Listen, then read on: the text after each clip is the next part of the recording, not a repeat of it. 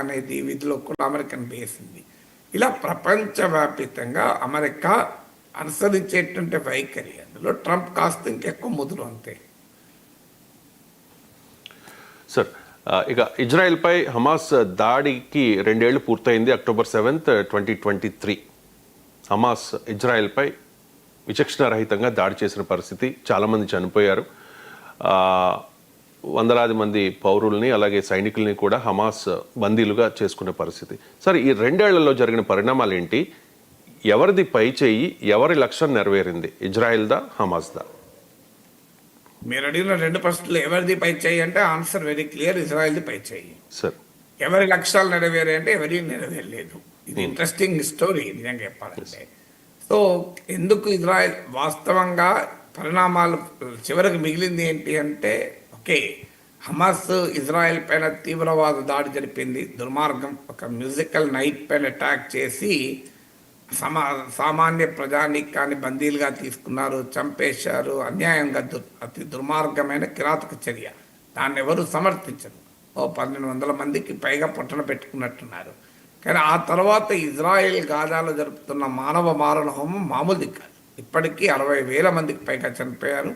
Entire Gaza జనాభా displays అయ్యారు. కంప్లీట్గా బిల్డింగ్స్, బ్రిడ్జెస్ ఏమీ మిగలలేదు, శిథిలాలయ్యాయి. ఆకలి కేకలు ఉన్నాయి, పిల్లలు ఆకలితో చనిపోతున్నారు. అతి భయంకరమైన పరిస్థితులు ఇవాళ గాజాలో ఉన్నాయి. సో అందువల్ల ఏం సాధించిందంటే మానవ మారణ హోమం మిగిల్చారు. సో అందువల్ల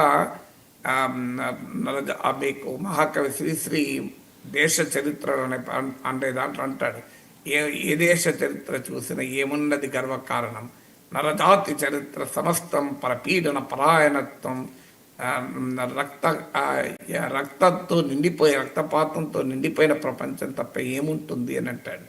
సో బలవంతులు దుర్బల జాతిని బలహీనులు కావించారు, నరహంతలు ధరాధిపతులై చరిత్రం మన ప్రసిద్ధికి ఎక్కారంటారు.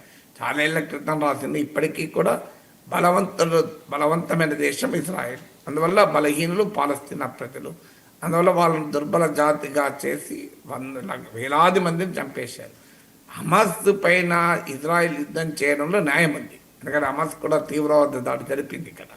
కానీ హమాస్పై దాడి పేరిట గాజా ప్రజలపైన మారణహోమాన్ని ఇజ్రాయెల్ సృష్టిస్తోంది.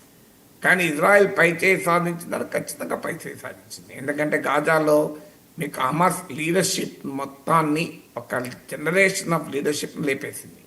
సో హమాస్ ఒకరు చనిపోతే ఇంకోరు పుట్టుకొచ్చినా కూడా కీలకమైన నాయకత్వం మొత్తం చనిపోయేది. యాహ్యా నుంచి మొదలుకొని ఇస్మాయిల్ అనే వరకు చాలామంది చనిపోయారు. అందువల్ల హమాస్ తమ నాయకత్వాన్ని కోల్పోయింది, తమ మిలిటరీ ఇన్ఫ్రాస్ట్రక్చర్ దెబ్బతిన్నది. హిజ్బుల్లా హసన్ నస్రుల్లాను చంపేశారు, హిజ్బుల్లా నాయకత్వం చనిపోయింది. ఇస్మాయిల్తో ఇప్పుడు హిజ్బుల్లా బాగా దెబ్బతిన్నది. అలాగే ఇరాన్ నిర్మించినటువంటి యాక్సిస్ ఆఫ్ రెసిస్టెన్స్ అంటారు, ప్రతిఘటన కూటమి, ఇజ్రాయెల్కి వ్యతిరేకంగా నిర్మించినటువంటి ప్రతిఘటన కూటమిలో మీకు హమాస్తో పాటు హిజ్బుల్లాతో పాటు ఇరాన్, హమాస్, హిజ్బుల్లా, హూతీలు, యమన్లోని హూతీలు, ఇరాక్లోని షియా మిలిషియా, ఇదంతా కూడా యాక్సిస్ ఆఫ్ రెసిస్టెన్స్. ఈ యాక్సిస్ ఆఫ్ రెసిస్టెన్స్ అంతా బలహీనపడ్డది, ఇంక్లూడింగ్ ఇరాన్.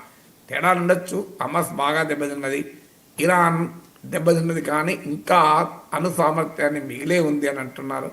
కానీ అన్ని దేశాలు దెబ్బతిన్నాయి. చివరికి ఇరాన్ పైన అమెరికా కూడా దాడి చేసింది.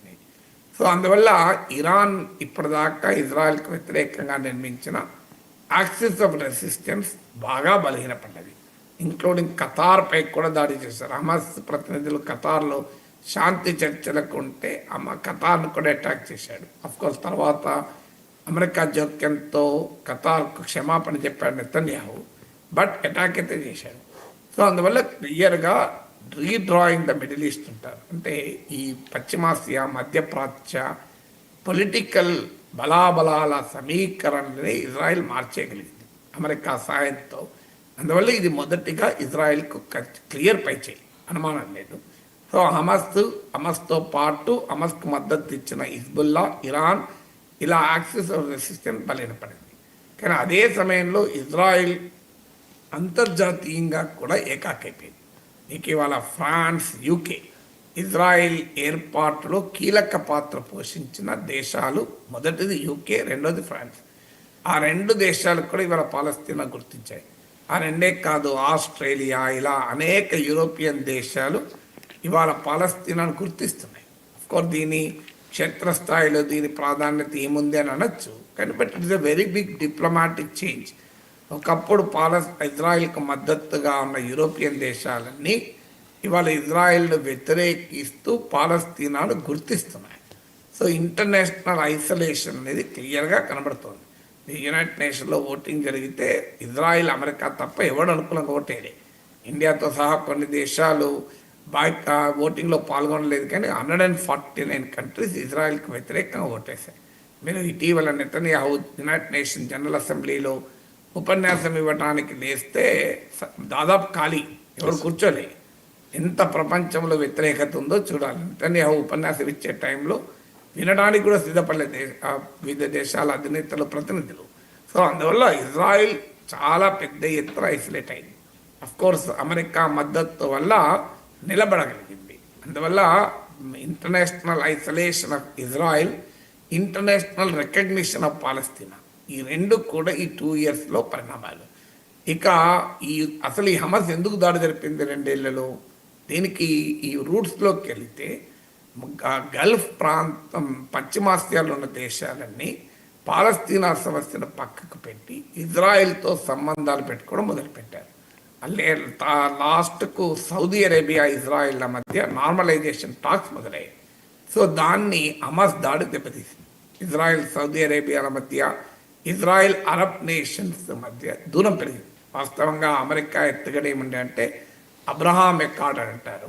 అబ్రహాం ఎకార్డ్లో భాగంగా United Arab Emirates, Bahrain, Morocco ఇలాంటి దేశాలు ఇజ్రాయెల్తో ఒప్పందాలు కుదుర్చుకున్నాయి. ఈ అబ్రహాం ఎకార్డులోకి సౌదీ అరేబియాను, ఇతర దేశాన్ని కూడా తీసుకురావాలి. ఒక ఇరాన్ మినహా మిగతా అరబ్ దేశాలన్నీ ఇజ్రాయెల్కు సన్నిహితం కావాలి అనేది అమెరికా వ్యూహం. ఆ వ్యూహాన్ని దెబ్బతీయడం కూడా హమాస్ దాడి లక్ష్యం. ఆ విషయంలో హమాస్ లక్ష్యాన్ని సాధించింది. ఇవాళ సౌదీ అరేబియానే కాదు, ఇజ్రాయెల్కు వ్యతిరేకంగా ఇటీవల అరబ్ ఇస్లామిక్ దేశాలు సమావేశమై 40 కంట్రీస్ సమావేశమై ఖతార్ ఇనిషియేటివ్ మేరకు, ఈజిప్ట్ కోరిక మేరకు జరిగింది. సో ఈ 40 కంట్రీస్ అరబ్ ఇస్లామిక్ నాటో ఏర్పాటు చేయాలనే దాకా వెళ్ళాయి. అందువల్ల హమాస్ దాడి, హమాస్ నాయకత్వం కోల్పోయింది, గాజా సర్వనాశనమైంది, హమాస్ మిలిటరీగా వీక్ అయింది. కానీ స్ట్రాటజిక్ లక్ష్యమైన పాలస్తీనా సమస్యను సెంట్రల్ క్వశ్చన్గా మార్చడంలో మాత్రం హమాస్ విజయవంతమైంది. సో అందుకే ఇవాళ అరబ్ ఇస్లామిక్ నాటోగా ఏర్పడి ఇజ్రాయెల్ని ఎదుర్కోవాలి అనే స్థాయి కూడా వచ్చింది. ఎందుకంటే ఇజ్రాయెల్ చేసిన పొరపాటు ఏంటంటే ఖతార్పై దాడి చేయడం. దాంతో అసలు మొత్తం ఈక్వేషనే మారిపోయిన పరిస్థితి. పాకిస్తాన్, తుర్కీ కూడా ఈ సమావేశానికి హాజరయ్యాయి. అందువల్ల ఇంటర్నేషనల్గా పాలస్తీనా సమస్యను ప్రధాన అంశంగా మార్చడంలో హమాస్ దాడి సక్సెస్ అయింది. అయితే ఇది ఫైనల్గా సొల్యూషన్కు దోహదం చేసిందా అంటే ఇంకా చేయలేదు. ఇప్పుడు ట్రంప్ 20 పాయింట్ ప్లాన్లో కూడా ఈ చర్యలన్నీ తీసుకుంటే ఒక దారి పడుతుంది పాలస్తీనా సమస్య పరిష్కారానికి అన్నారు తప్ప పాలస్తీనా ప్రజల రైట్ టు నేషన్, దేశానికే హక్కు అనేది ఇంకా గుర్తింపు అయితే లేదు. అందువల్ల పైచేయి సాధించారు మిలిటరీ రీత్యా అంటే ఇజ్రాయెల్ ఖచ్చితమైన పైచేయి సాధించింది, అందులో డిస్ప్యూట్ లేదు. వ్యూహాత్మకంగా సాధించింది ఏమైనా ఉంది అంటే మళ్ళీ మిక్స్డ్ రిజల్ట్స్ ఉంటాయి.